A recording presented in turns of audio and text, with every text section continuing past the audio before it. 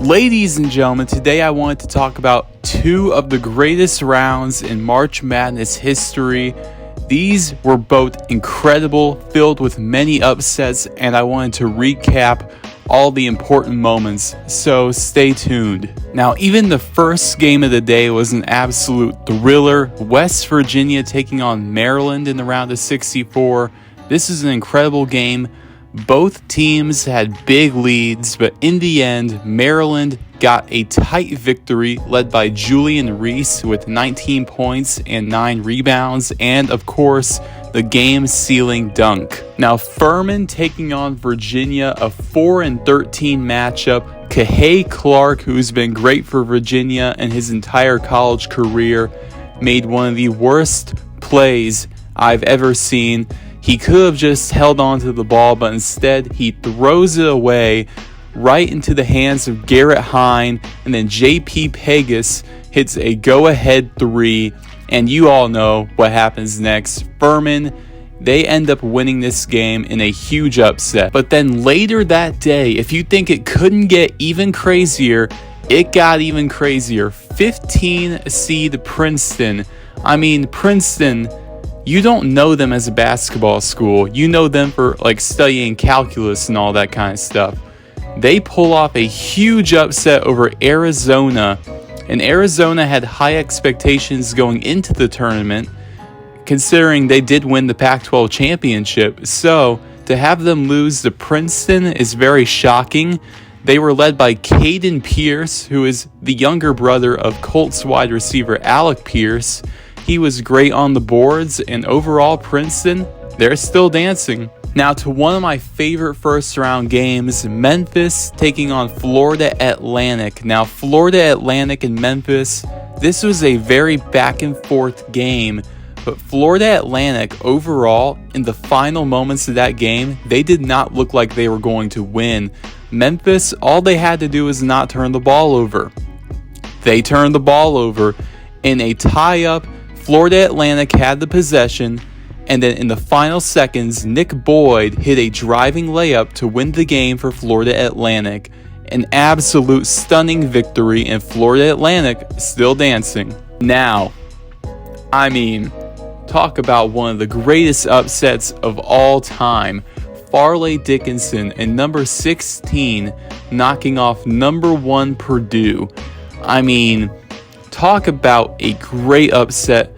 Farley Dickinson, they weren't even supposed to be here. Merrimack actually won their conference tournament, but since they're in a transition period from D2 to D1, they were not eligible for the tournament. So Farley Dickinson took their place, and here they are knocking off Purdue. Dimitri Roberts and Sean Moore both went off. Very frustrating for Purdue. Once again losing early, as last year they lost to St. Peter's, who was last year's Cinderella. And then the year before that, I watched this happen in person. They lost to North Texas. And Purdue, Matt Painter, head coach, great head coach, but in March, not so great. And Farley Dickinson, only the second time a number 16 has knocked off a number 1. And boy, did I love every minute of that, just as you all did. Now, Kennesaw State and Xavier, talk about a great game, a 3-14 matchup. Kennesaw State looked like they had it in the bag for most of the game until late in the second half. Xavier made a late push, going on a 15-0 run, and they ended up winning the game. Jerome Hunter had an incredible game with 24 points, and Jack Nunge with the game-winning block. And Xavier, they looked very impressive at the end of that second half, pulling off an incredible comeback, going on a 15-0 run. And overall, Kennesaw State had a great effort, but this is a great game overall. Now to the round of 32, I'm going to talk about every key game from the round of 32. Now, Princeton, they continued their Cinderella run, knocking off 7-seed Missouri, and Ryan Longberg dropping 22 points. He looked incredible. Caden Pierce was incredible on the boards. And Princeton, Despite being only a 15 seed, I think they are a team you do not want to play in the Sweet 16. Now, Farley Dickinson, the number 16 seed, taking on the number 9 seed Florida Atlantic. I mean, what a great back and forth game until near the end of the game. I mean, Dimitri Roberts looked great for Farley Dickinson, dropping 20, but Janelle Davis from Florida Atlantic dropping 29 points. It looked like Farley Dickinson had all the momentum in the second half, but near the end of the game, Florida Atlantic, all of their shots were falling in the final 5 minutes, and they ended up winning this game by 9. But still, it is very hard to deny the heart that this Farley Dickinson team had. And Tobin Anderson, talk about a great head coach. He just got hired to be the new head coach at Iona after Rick Pitino left them. And talk about a great hire for Iona. Now, Kentucky and Kansas State. This is one of my favorite games from the tournament so far. I mean, talk about Marquise Noel. He has proven to be, despite being very undersized, he's very streaky. And he can go off at the right times. He dropped 29 points, and he also looked great as a playmaker in that game.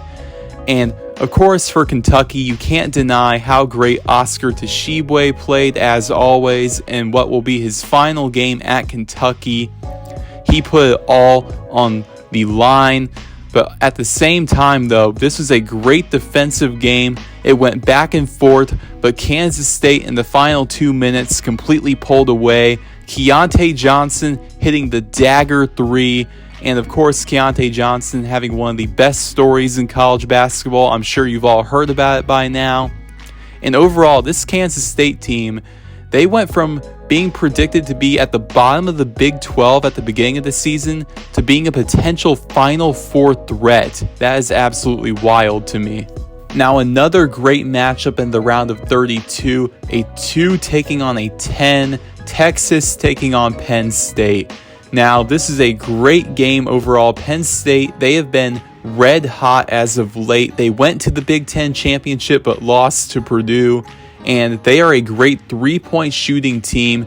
Jalen Pickett and Andrew Funk are great from beyond the arc. But in this game, Dylan Dessou for Texas absolutely took over, dropping 28 points and 10 rebounds, and they had no answer for him. And in the end, Texas would end up winning this game by 4.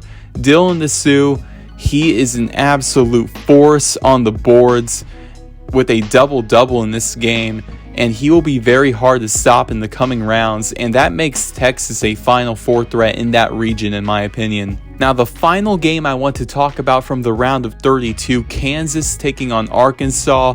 Kansas, they did not have Bill Self, the head coach. He was out due to medical reasons, and they ended up losing this game by 1. And that kind of begs the question. Obviously, Bill Self was not in good enough health to coach the game. So what if he was? That would actually be very interesting, because maybe Kansas does end up winning that game. I think they probably would. Anyway, though, Ricky Council and Devontae Davis both went off for Arkansas. Despite Devontae Davis fouling out late, Ricky Council closed it out, and Arkansas pulled off an upset over the defending champions, Kansas. And Arkansas, they have been a pretty dangerous team in this tournament. They completely dominated Illinois in the first half of that game, and now an upset win over a number 1 seed Kansas. I mean, I would not want to play Arkansas if I'm any other team in that region. Now, that brings us to the end of this video. Thank you all for watching. And as always, enjoy the rest of the tournament. I'll see you guys next time. Goodbye.